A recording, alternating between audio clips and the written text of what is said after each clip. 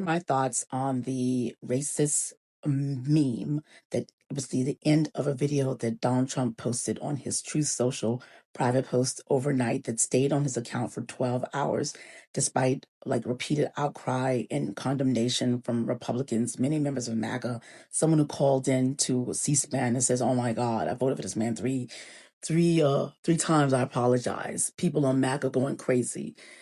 And the initial defense of it by Caroline Kennedy of the White House is it was just a meme. It's talking about King of the Jungle. That doesn't mean anything. So later on, deleting it because they realize, shit, we overplayed our hand here. We thought that everyone was like racist like us. What do you mean? We can't. We thought we dragged the country down into the racist bottom, and everyone was full of bad. Black people bad. Doing what? We can't do racist memes. We're not there yet. We haven't gotten to the point where, oh, okay, maybe we should pull that down. Yeah. So first of all, I don't believe the lie that says that it was a White House staffer. It's his private Truth Social account. Truth Social is a platform that he owns. It wasn't on the government's accounts on Facebook, Twitter, Instagram, TikTok. No, it was on the private platform that Donald Trump owns and controls. Any White House staffer shouldn't have access to that, right? And if there was a White House staffer that had access to it, it would be Stephen Miller. So I don't buy it. I think that was Donald Trump retweeting stuff, and he doesn't have the discipline or the attention to look at stuff to read before he retweets it. Or maybe Barron did it. Who the hell knows? But I'm certain that they probably didn't look at the entire thing and just saw the first part doing some debunked bullshit about 2020 elections and just never watched the whole video and saw the end of it. That's possible. Maybe they did and was like, yeah, that's funny. Let's share that. Doesn't matter. Doesn't matter whether intentional or not. It was out there. The hurt is down there. The blame, the disgust, the horrors. It's just really terrible. So it's out there. Now, KKK Caroline defending it. It's like you're 20 something years old. There's no way the people who are in Donald Trump's regime who have reached the age of 20, 30, 40, 50 are not aware that assigning monkey ape with black people, even if you were saying king of the jungle, why did you do a lion? Why not, I don't know, you can even say a snake, say they're snakes, whatever. Why make them as a monkey, which is like the universal people from all over the globe by now, a good chunk of them know when she do monkey and black people, that's racist. And it's just like for her to defend that and try to say it's not that, just like, do you lack emotion? What the hell? Are you connected? So she takes that down.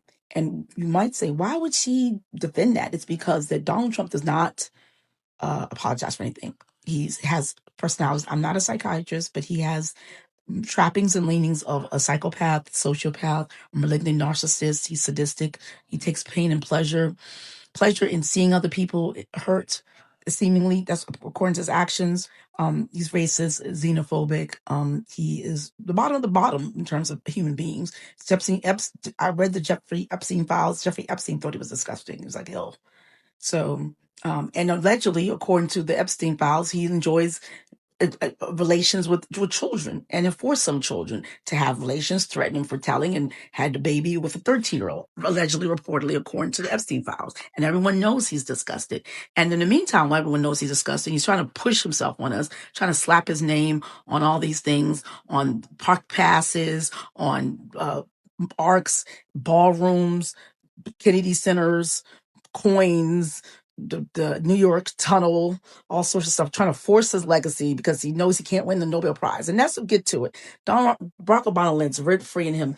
Barack Obama is a beloved past president who won the Nobel Prize, who was a dignified human being. A lot of people like him. His wife, people on behalf of his wife was just watching it go from Netflix 10 as a response to Melania being released, tanking, people not buying tickets, it's being a flop. And so he can't stand that. And Michelle was not going to like the funk. Like when Barack Obama was sitting there chit-chatting with Donald Trump during Jimmy Carter's funeral, Michelle Obama was like, I'm not going to that man's inauguration. I don't care what y'all say. Miss me with that. So the problem is that every single thing the Trumps want to be and more. Donald Trump is forcing himself. He wants to be an authoritarian leader. He admires the Putins and the Kim Jong Un and all the other dictators. That's why he's slapping his face and memes and putting big posters on him and things like that. And the folks who are around him, they just adopted and absorbed his personality for a couple of reasons. One, they're ambitious. This is the J.D. Vance wing, the Marco Rubio wing of Donald Trump's folks. They know what he's doing, and they're just along for the ride for their ambition, because they under the mistaken belief that after this there's something more of them. There's not. Marco Rubio, how are they coping? It's allegedly, reportedly, that the White House doctor, who shouldn't be doing this, by the way, is just handing out like coping mechanism, like it's candy. So they're like doing what they need to do to get through the day and get through this life. And then you have the folks like the lawyer who just was like begging the judge, like, please hold me in contempt so I can take a break. Who just like holding on, they need a check, and they're just like laying low, getting paid, and just riding it out. And then you have the people who actually like him, which I think Caroline Kennedy, I think Stephen Miller, Russell Vones, who else is in there? They have the folks who like chopping at the bits, like that's their personality. They're all for it. Christy Nome, maybe, like they're like, yeah, they sign up because they like, yeah, and that's how they got recruited. Greg Bovino was the last, he was on his way out on the Biden administration, if you don't know this. And Donald Trump saw him, and he auditioned for the role by being cruel, by going from the border, going into the interior, violating the law, by the way, because the Border Patrol only supposed to be 100 miles in the border. They had no business being. Anyway, I digress. That's a video for another day. Goes in, just goes on a tear, just violates a bunch of laws and tears up a bunch of people, and just says, I'm going after folks, but like maybe one of the 70 people he arrested actually had a criminal background. And Donald Trump was like, yeah, that's the person I want to be my guy in charge of border. He got a promotion by being cruel. And then Christy Nome shot a puppy and a dog, and Donald Trump's like, yeah, that's who I want in charge of my Homeland Security. I want these people like me, my Suicide Squad. So you got those folks who are just like him.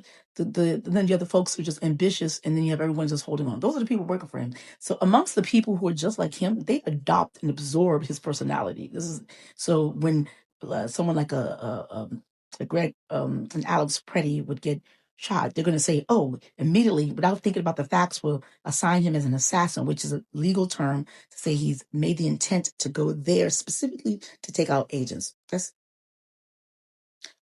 You would have Christy Nome call Renee Good a domestic terrorist with no facts, no information, and Greg Bovino join in. And all they're doing is saying, we don't agree with this campaign of tearing up our neighbors and going after people who are not criminal. And that's a domestic terrorist. And so when he says they're domestic terrorists, we say, what? So you mean we're domestic terrorists? And we're all, no. And Caroline Kennedy, she just like didn't even think twice. Before I say this out my face, do I really believe this? Is this something that people, MAGA's 20% of the population and dwindling. He's eroding his base every single day. The Christians are just dropping like flies. They're taking the flags down. You live in the MAGA echo world, or like a small like hub, they're still the minority. There's a lot of bots that make you think there are more of them, but if you're living amongst MAGA land, yeah, it seems like there are a lot, but they're really the minority and dwindling. They're not as popular. So the majority of people, 80% of the people, do not like what he's doing. He's terrorizing the blue cities and just and migrants and just doing all sorts of stuff. So, and it's violent, and we see it. The world see it, and it's bad. And then we see what's in the Epstein file. We see this. They thought, okay, there was a Pizzagate that said that the Democrats were holding the secret cabal of the people who have child relations, like in these.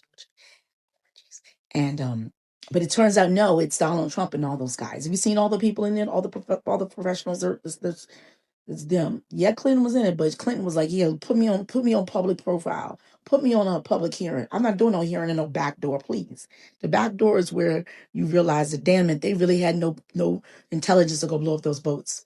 They don't put that public, because if they made it public, it'd be embarrassing. So the whole administration is embarrassing. They're inept. They don't know what they're doing. They're just goonish. They all absorbed Donald Trump's personality. And so of cruelty, of not taking accountability, of blaming first, or reflexively just to being defensive instead of actually taking a step back, taking a mature and say, let's get all the information and facts before I speak. They speak first. They initially, when it's like, defend.